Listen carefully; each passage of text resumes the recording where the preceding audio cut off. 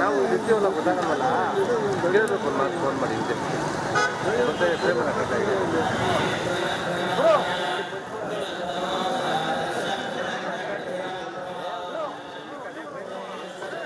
ಮತ್ತೊಂದು ಕಡೆ ಬೆಂಗಳೂರಿಗೆ ಎಸ್.ಎಂ. ಕೃಷ್ಣ ಅವರ ಕೊಡುಗೆ ಬಗ್ಗೆ ಕೂಡ ಅನೇಕರು ಮಾತನಾಡಿದ್ದಾರೆ. ಆದರೆ ಕೇವಲ ಸಿಟಿ ಸೆಂಟ್ರಿಕ್ ರಾಜಕಾರಣ, ಕೇವಲ ನಗರ ಭಾಗವನ್ನು ಗಮನದಲ್ಲಿಟ್ಕೊಂಡು ರಾಜಕಾರಣವನ್ನು ಮಾಡಿದವರೆಲ್ಲ ಎಸ್.ಎಂ. ಕೃಷ್ಣ ಅವರು. ಮುಖ್ಯಮಂತ್ರಿಗಳಾಗಿದ್ದ ಸಂದರ್ಭದಲ್ಲಿ ವಿಶೇಷವಾಗಿ ಹಳೆ ಮೈಸೂರು ಭಾಗ ಅಂತ ಬಂದ ತಕ್ಷಣ ಅಲ್ಲಿಗೆ ರಸ್ತೆಯಿಂದ ಹಿಡಿದು ಮೂಲ ಸೌಕರ್ಯಗಳು, ಕುಡಿಯೋ ನೀರಿನ ವ್ಯವಸ್ಥೆವರೆಗೂ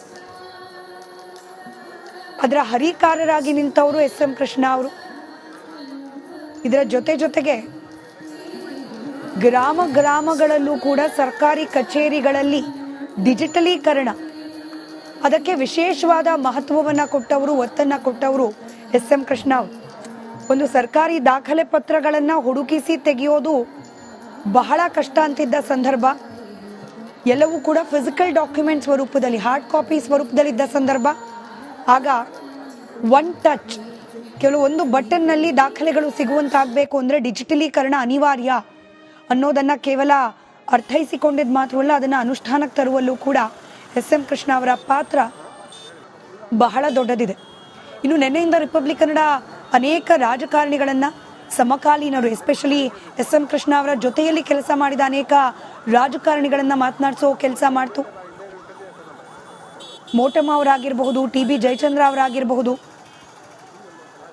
ಎಲ್ಲರೂ ಹೇಳ್ತಾ ಇದ್ದಿದ್ದು ಒಂದೇ ಮಾತು, ನಮ್ಮ ರಾಜಕೀಯ ಜೀವನ ಈ ರೀತಿಯಲ್ಲಿ ಒಂದು ರೂಪವನ್ನು ತಾಳಲಿಕ್ಕೆ ಎಸ್.ಎಂ. ಕೃಷ್ಣ ಅವರೇ ಕಾರಣ. ಎಲ್ಲ ಸಮುದಾಯದಲ್ಲಿದ್ದ ಪ್ರತಿಭೆಯನ್ನು ಗುರುತಿಸಿ ಅವರಿಗೆ ಅವಕಾಶವನ್ನು ಮಾಡಿಕೊಟ್ಟಿದ್ದು ಎಸ್.ಎಂ. ಕೃಷ್ಣ ಅವರು ಅಂತ ಹೇಳಿ.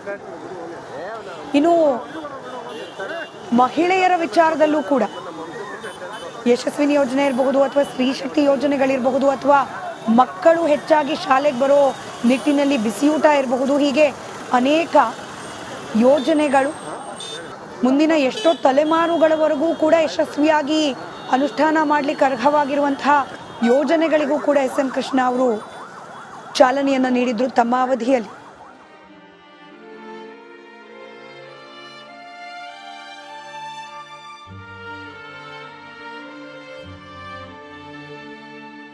ನನ್ನ ಇಬ್ಬರು ಕಲೀಗ್ಸ್ ಶ್ರುತಿ ಹಾಗೆ ಚಂದ್ರಶೇಖರ್ ನೇರ ಸಂಪರ್ಕದಲ್ಲಿದ್ದಾರೆ.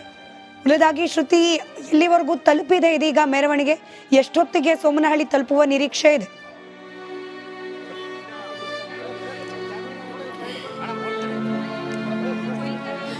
ಎಕ್ಸಾಕ್ಟ್ಲಿ ಸ್ಮಿತಾ, ಈಗ ಆಲ್ರೆಡಿ ಚನ್ನಪಟ್ಟಣ ಅಲ್ಲಿಂದ ಮೂವ್ ಆಗಿರೋದು ಎಸ್.ಎಂ. ಕೃಷ್ಣ ಅವರ ಪಾರ್ಥಿವ ಶರೀರದ ವಿಶೇಷ ವಾಹನ ಅಲ್ಲಿಂದ ಮೂವ್ ಆಗಿ ಈಗ ನೇರವಾಗಿ ಅವರ ಹುಟ್ಟೂರಿನ ಕಡೆಗೆ. ಬಟ್ ಒಂದಂತೂ ಹೇಳ್ತೀನಿ ಸ್ಮಿತಾ, ದಾರಿ ಉದ್ದಕ್ಕೂ ಆ ಪಾರ್ಥಿವ ಶರೀರದ ವಿಶೇಷ ವಾಹನವನ್ನು ಫಾಲೋ ಮಾಡ್ಕೊಂಡು ಬಂದ್ವಲ್ಲ, ದಾರಿ ಉದ್ದಕ್ಕೂ ನಾಯಕರು ನಿರೀಕ್ಷೆ ಮಾಡದಷ್ಟು ಜನ ನೆರೆದು ಬಿಟ್ಟಿದ್ದಾರೆ ಅಂತ.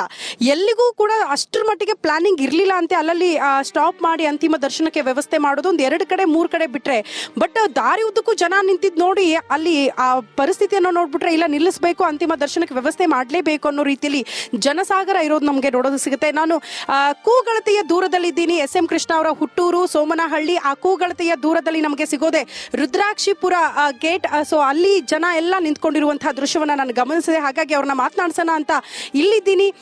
ಕರ್ನಾಟಕ ರಕ್ಷಣಾ ವೇದಿಕೆಯವರು ಅನೇಕ ಜನ ಇಲ್ಲಿ ನೆರೆದಿದ್ದಾರೆ. ಎಸ್.ಎಂ. ಕೃಷ್ಣ ಅವರ ಅಂತಿಮ ದರ್ಶನ ಪಡೆದುಕೊಳ್ಬೇಕು, ಅಂತಿಮ ನಮನ ಸಲ್ಲಿಸಬೇಕು ಅಂತ ಅವ್ರನ್ನ ಮಾತಾಡ್ತೀನಿ. ಸರ್, ಹೇಗೆ ನೆನಪು ಮಾಡ್ಕೊಳ್ತೀರಿ ಎಸ್.ಎಂ. ಕೃಷ್ಣ ಅವರನ್ನ? ಭಾಳ ದುಃಖ ಆಗ್ತಾ ಇದೆ. ನಮ್ಮ ಜಿಲ್ಲೆಗೆ ಒಂದು ಮಾಣಿಕ್ಯ ಅವರಾಗಿದ್ರು. ಇಡೀ ಮಂಡ್ಯ ಜಿಲ್ಲೆಗೆ ಭಾಳ ಅಭಿವೃದ್ಧಿಗೆ ಒತ್ತು ಕೊಟ್ಟೋದು. ಮದ್ದೂರು ಮೈಸೂರು ಹೆದ್ದಾರಿ ಇರ್ಬೋದು, ಭಾಳ ಅಭಿವೃದ್ಧಿ ಕಾರ್ಯಗಳಿಗೆ. ಅದರಲ್ಲಿ ಇವತ್ತು ನಮ್ಮ ಬೆಂಗಳೂರು ನಗರ ಇರ್ಬೋದು, ರಾಜಧಾನಿ ಇವತ್ತು ಐಟಿ ಕ್ಷೇತ್ರ ಆಗಬೇಕಾದ್ರೆ ಎಸ್.ಎಂ. ಕೃಷ್ಣ ಅವರು, ನಮ್ಮ ಜಿಲ್ಲೆಯ ಮಣ್ಣಿನ ಮಗ ಎಸ್.ಎಂ. ಕೃಷ್ಣ ಅವ್ರ ಕಾರಣ. ಅವರು ಈ ರಾಜಕೀಯ ಕ್ಷೇತ್ರಕ್ಕೆ ಹಾಗೂ ಈ ಕರ್ನಾಟಕ ರಾಜ್ಯಕ್ಕೆ ತುಂಬ ನಷ್ಟ ಆಗಿದೆ ಅನ್ನೋದು ನಮಗೆ ದುಃಖ ತಂದಿದೆ. ಬಟ್ ನಿಮ್ಮೂರಿನ ಅಥವಾ ನಿಮ್ಮ ಊರಿನ ಮಣ್ಣಿನ ಮಗ ಎಷ್ಟು ಹೆಮ್ಮೆ ಅನ್ಸುತ್ತೆ ಸರ್. ನಾವು ಇಡೀ ರಾಜ್ಯದ ಜನ ಕೊಂಡಾಡ್ತೀವಿ, ಅವ್ರು ಕೊಟ್ಟಿರುವಂತಹ ಕೊಡುಗೆ ಅಪಾರ ಅಂತೀವಿ. ಬಟ್ ನೀವೆಷ್ಟು ಪುಣ್ಯವಂತರು ಅಂತ ನಿಮ್ಮೂರಿನ ಮಣ್ಣಲ್ಲಿ ಹುಟ್ಟಿರುವಂತಹ ಎಸ್.ಎಂ. ಕೃಷ್ಣ ಅವರು. ನಮ್ಮ ಮಂಡ್ಯ ಜಿಲ್ಲೆಯಲ್ಲಿ ಅವ್ರು ಹುಟ್ಟಿರೋದು ನಮಗೆ ಹೆಮ್ಮೆಯಾದಂಥ ವಿಚಾರ. ಆದರೆ ಇವತ್ತು ನಮ್ಮ ಮಂಡ್ಯ ಜಿಲ್ಲೆಯಲ್ಲಿ ಅತ್ಯುನ್ನತವಾಗಿ ಸೇವೆ ಸಲ್ಲಿಸೋದ್ರಲ್ಲಿ ಅದು ಹೆಚ್ಚೆಚ್ಚುವಾಗಿ ಅವರು ಅಧಿಕಾರ ಅನುಭವಿಸಿರಲ್ಲಿ ಇಂಥ ಮಹಾತ್ಮರು ಅಂದರೆ ತಪ್ಪಾಗಲಾರ್ದು. ಆದರೂ ಅಂಥ ಮಹಾತ್ಮರ ಕಳ್ಕೊಂಡಿರೋದು ನಮಗೆ ಮಂಡ್ಯ ಜಿಲ್ಲೆಗೆ ಅಪಾರವಾದಂಥ ನಷ್ಟ ಆಗಿದೆ. ಆ ದುಃಖ ಭರಿಸುವಂಥ ಸಂದರ್ಭ ಇದೆ. ಅವರ ಆತ್ಮಕ್ಕೆ ಅವರು ಶಾಂತಿ ಸಿಗ್ಲಿ ಅಂತ ಕೋರ್ಕೋತೀವಿ. ಈಗ ನಾವು ಅನೇಕ ಯೋಜನೆಗಳಿಗೆ ಒತ್ತಾಯ ಮಾಡ್ತೀವಿ, ಹೋರಾಟ ಮಾಡ್ತೀವಿ. ಕಾರಣ ನೀವು ಕರ್ನಾಟಕ ರಕ್ಷಣಾ ವೇದಿಕೆಯವರು ಜನಸಾಮಾನ್ಯರ ಪರವಾಗಿ ಯಾವ ಯೋಜನೆಗಳು ಬರೋದಿಲ್ಲ ಅಂತ. ಆದರೆ SM ಕೃಷ್ಣ ಅವರು ಆಗಲೇ CM ಆಗಿದ್ದಾಗ ಜನಪರ ಯೋಜನೆಗಳನ್ನ ಜಾರಿಗೆ ತಂದಿದ್ರು. ಈಗಲೂ ಕೂಡ ಅದು ಚಾಲ್ತಿಯಲ್ಲಿದೆ. ಬಿಸಿ ಊಟದ ಯೋಜನೆ ಇರಬಹುದು, ಮೋಡ ಬಿತ್ತನೆ ಕಾರ್ಯಕ್ರಮದ ಪರಿಚಯ ಆಗುತ್ತೆ, IT ಸಿಟಿ ಅಂದ್ರೆ IT ಉದ್ಯಮಕ್ಕೆ ಕೊಟ್ಟಿರುವಂತಹ ಕೊಡುಗೆ, ಅದೆಲ್ಲ ನೆನಪು ಮಾಡ್ಕೊಂಡಾಗ ಹೇಗೆ ಅನ್ಸುತ್ತೆ ಈಗಿನ ರಾಜಕಾರಣಕ್ಕೂ SM ಕೃಷ್ಣ ಅವ್ರಿಗೂ ಇರುವಂತಹ ಆ ವ್ಯತ್ಯಾಸಗಳನ್ನ ನೋಡಿದಾಗ? ಹೌದು. ಹಾಗೆ ಮನುಷ್ಯ ತಾಯಿ ಗರ್ಭದಿಂದ ಅವನು ಈ ಭೂಮಿಗೆ ಬರಬೇಕಾದ್ರೆ ಅವನಿಗೆ ಹೆಸರೆಲ್ಲ ಉಸಿರು ಮಾತ್ರ ಇರುತ್ತೆ. ಆದರೆ ಈ ಜಗತ್ತನ್ನು ಬಿಟ್ಟು ಹೋಗ್ಬೇಕಾದ್ರೆ ಅವನಿಗೆ ಉಸಿರಿರಲ್ಲ, ಹೆಸರುಳುವಂಥ ಕೆಲಸವನ್ನು ಮಾಡಬೇಕಾಯ್ತೆ. ಅಂಥ ಹೆಸರುಳುವಂಥ ಕೆಲಸವನ್ನು ನಮ್ಮ SM ಕೃಷ್ಣವ್ರು ಮಾಡವ್ರೆ. ಈ ಒಂದು ಹಳ್ಳಿಯಲ್ಲಿ ಹುಟ್ಟಿ ಇಡೀ ಜಿಲ್ಲೆನ ನೋಡುವಂಗೆ ಮತ್ತು ವಿಶ್ವವೇ ನೋಡುವಂಗೆ ಅವರು ಅಭಿವೃದ್ಧಿ ಕೆಲಸಗಳನ್ನ ಮಾಡಿದ್ದಾರೆ. ಅವರು ಇಡೀ ನಮ್ಮ ಜಿಲ್ಲೆಯಲ್ಲಿ ಹಲವಾರು ಹುದ್ದೆಗಳನ್ನು ಅನುಭವಿಸಿರ್ತಕ್ಕಂಥ ಒಬ್ಬ ಏಕೈಕ ವ್ಯಕ್ತಿ ಅಂತಿದ್ರೆ ಅದು SM ಕೃಷ್ಣರವರು. ಅವರು ಸರಳ ಸಜ್ಜನಿಕೆ ಪಾತ್ರರಾಗಿರ್ತಕ್ಕಂಥವ್ರು. ಮತ್ತು ಅವರು ಮತ್ತು ನಾವು ಏನೇ ಒಂದು ಮುಂದಿನ ಜನಾಂಗಕ್ಕೆ ಅವರು ಉದಾಹರಣೆ ಆಗಿದ್ದಾರೆ.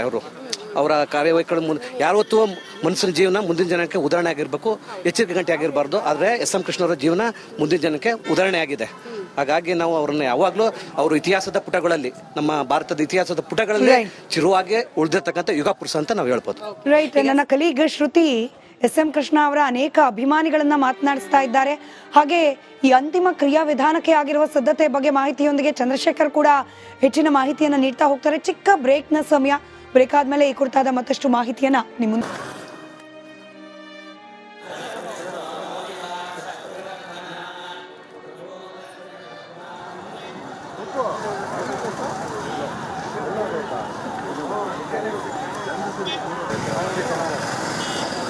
ನಾವು ಇರ್ತೀವಲ್ಲ ಗೊತ್ತಾಗಲ್ಲ, ಕೇಳಬೇಕು ಮಾತು ಫೋನ್ ಮಾಡಿ ಹಿಂದೆ ಮತ್ತೆ ಫ್ರೇಮ್ ಹಾಕಬೇಕಾಗಿದೆ.